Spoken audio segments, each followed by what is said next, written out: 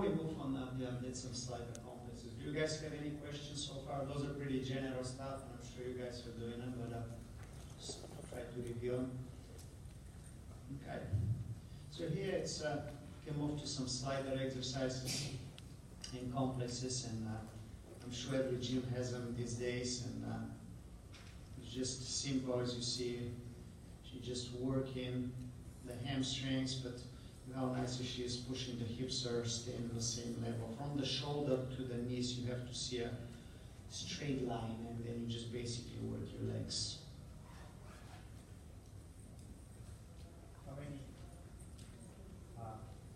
How many days do you train legs at the gym? Like, you work every day, or you do it every other day? It depends.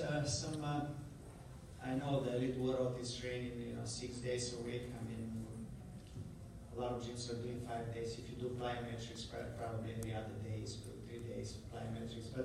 But I do, or a lot of the gyms probably do every day some sort of legs conditioning. It could be just a preventive conditioning, could be just a lot of punch runs, back tucks, just some complexes, for floor or for, because you have a gym. This is pretty much more general stuff, and of course when you go on an event and on a vault or a beam or a tumbling, you have some more specific leg conditioning. So when you do your main, to build up, like you say around, like you say for legs, with your main conditioning, you do it like every other day, or you still doing like every day? I do it every day, but I alternate the exercises. Yeah. So one day they are doing more punch fronts, the next day they're doing more back tucks, or one day they are doing more roll jumps, the next day they're doing more burpees or snaps, or yes, but they. But also, I think that's a good question.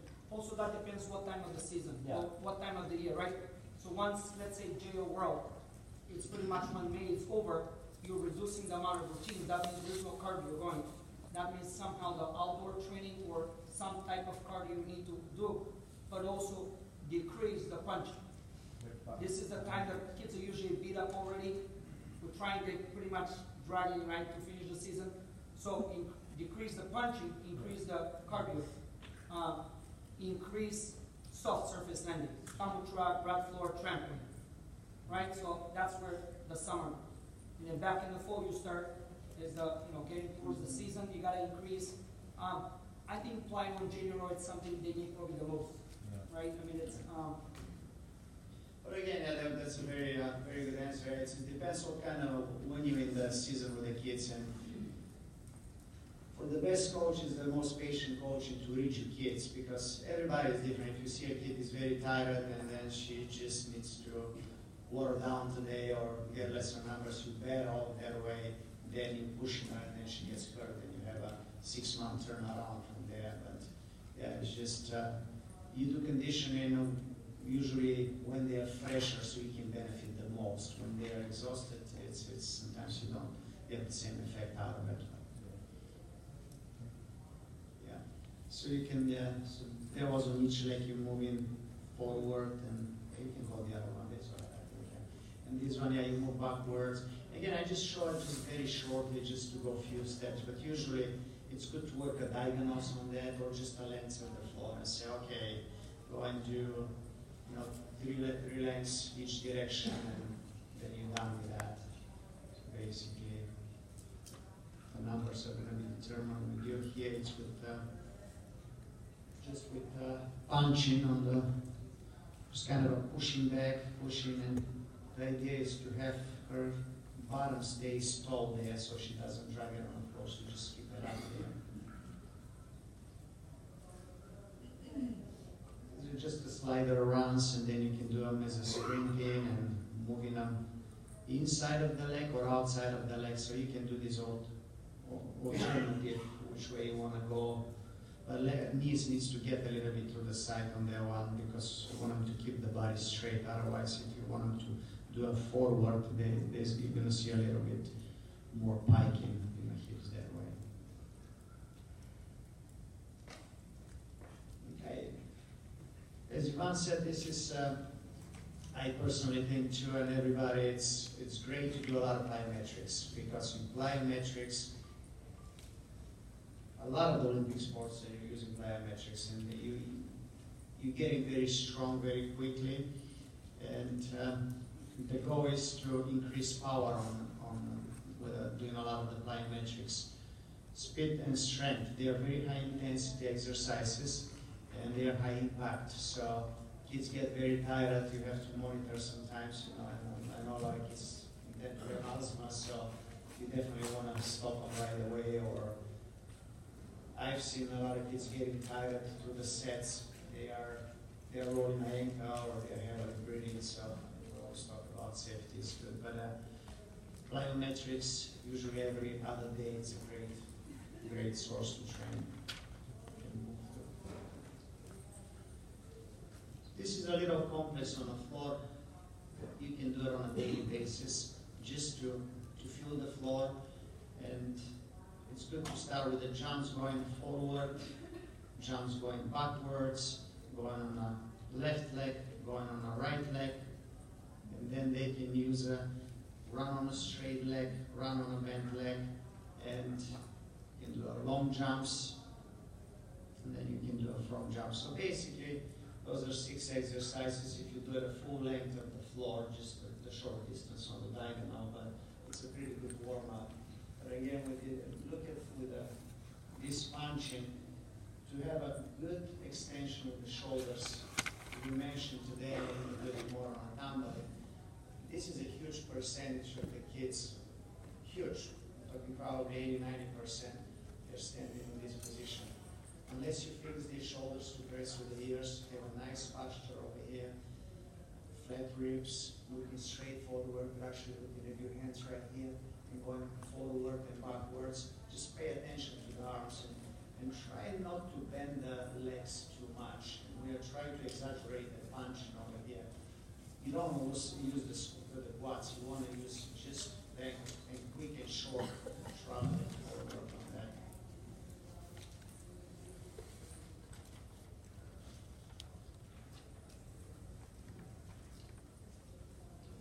In the past, I've seen a lot more gyms are training rope jumping. It's very good, I think, because there's so many things to cover now with the high level of gymnastics. It's probably that's why it decreased a little bit. I'm sure a lot of gyms are doing this, but rope jumping up to 500 with the 2 feet.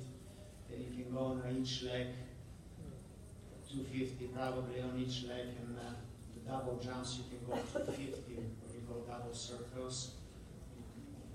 Those are kind of some kind of numbers for statistically for the kids. But of course, if you're training a very well trained and gifted athlete, you can increase those numbers, of course. But those are the doubles. You can play with the kids. Some of them can try the triple jumps. I mean, you just always, it's plyometrics. You're just moving and moving. That is what I like, because you're moving your hands too. It's not just the legs sinking on the beam, for both of the legs, left, right.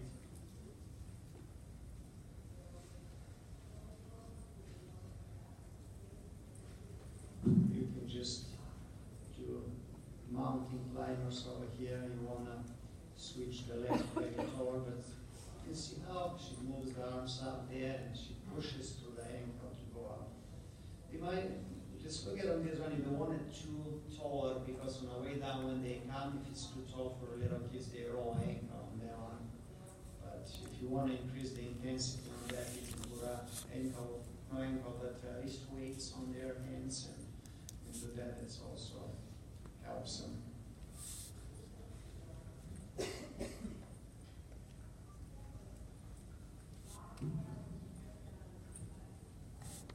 Of course, this is a jumps to, I put just the 2 mats.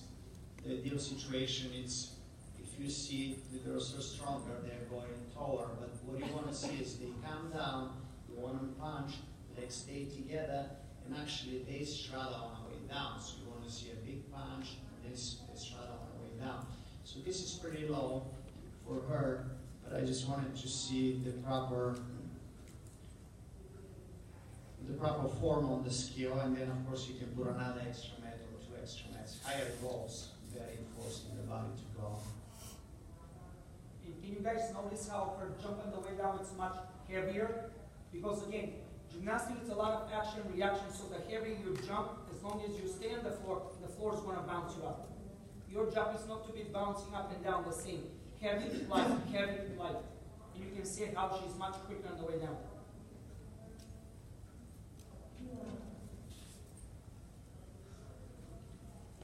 Just the normal jumps up here, forward and backwards. I think she's going to turn now sideways.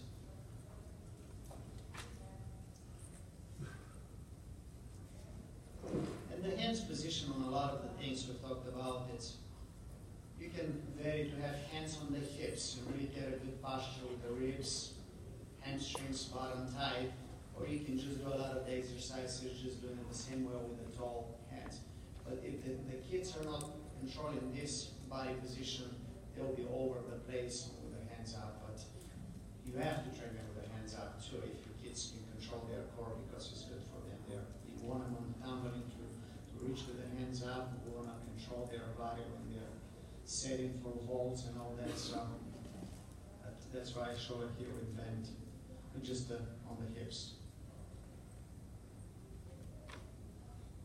You can increase a little bit here, just to jump to the mat, just stand on one leg over here. She keeps the hands by the ears. That's the idea, right, coming down here, and actually when she stands up here, she needs to put them by the ears here. Just try to have a better. This is a little complex, and again, this is very short. Usually I use 8 mats across the floor, and they always finish with a punch front. So that's how much it fits on the diagonal. And again, those are just the single mats. Usually I put a double mats or alternate the height. So this way you force them, to work a little bit when they're tired to the different conditions. And this is applied sometimes when you want to reduce the ply, as Ivan said, when the season is, you can't do too heavy conditioning. It's enough sometimes just the midweek to run one complex like this of 5 skills. So those are 2 different exercises. You do it 5 times, and in between every set, either just a hold or just arch holds or a hollow hold or a side hold. But basically, on a first one, I just want them to go over the mats. Then I want them to go from on the top of the mats, and then I want them to go up and over, up and over, up and over. So this is 3 sets of 5, and again you can go to 3 sets of 7, or depends how tired they get. So just again with the 2 boards, but as you stated, it's she's holding just a dowel up there. This is for the reason I don't want her to relax the shoulders. I want her to be fully extended with the shoulders. And this is the angles as you come forward and backward. So you do the tilted positions when you come later on the floor. So when you know to get your feet in front of you, get your feet behind you, and all that.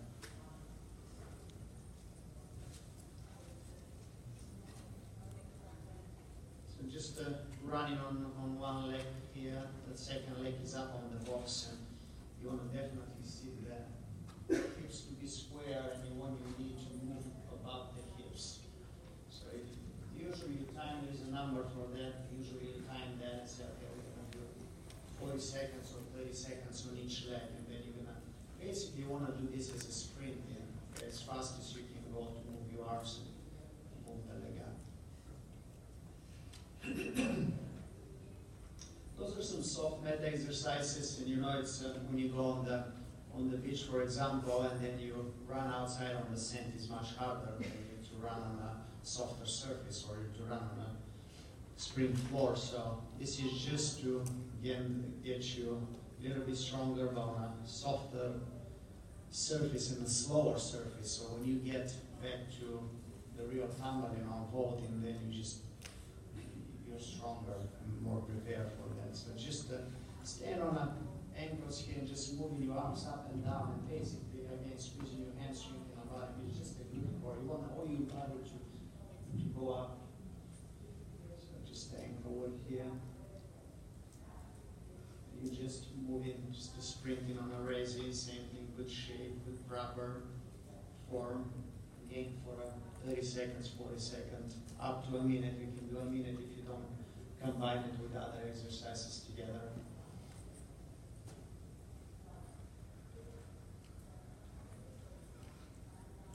So same thing pretty much what we did on the floor, but now we do it on a one place.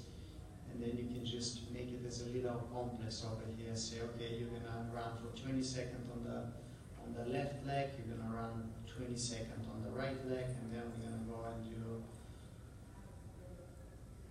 20 frog jumps over here. And trust me, that gets some tired, because that's a 1 minute on a soft surface, moving very fast. It's building a lot of conditioning.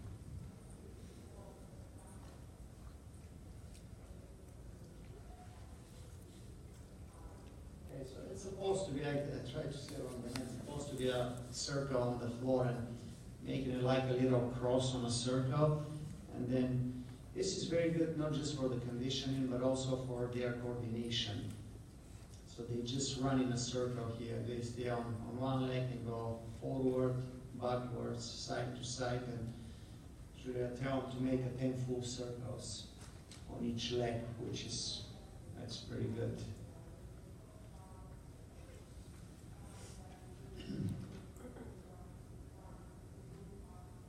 That one again, it took a little bit to film because her coordination wasn't that great, so she couldn't keep the leg up. But it's great because this way actually you turn in your body, and then it's like you're twisting, but then you're going from a side to side, and then you turn a full.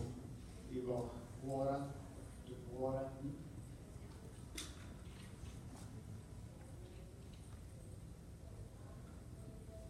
Before we move to some combination, you guys so far, any questions for the conditioning or numbers or anything?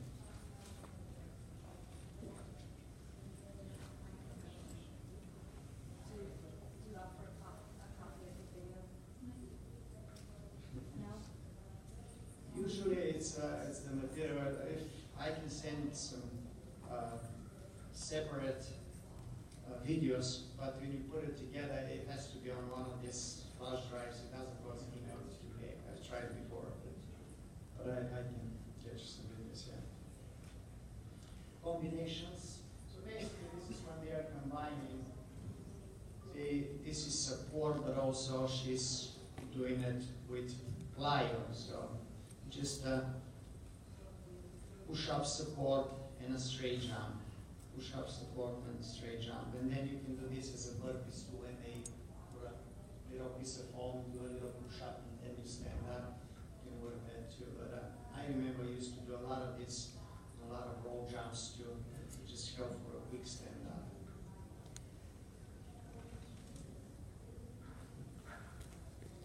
So she's ending that, and then she's moving into the front tucks.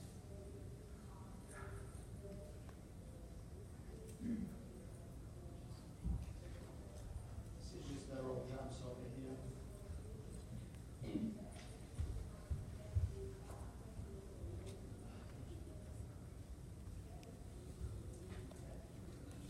Yeah.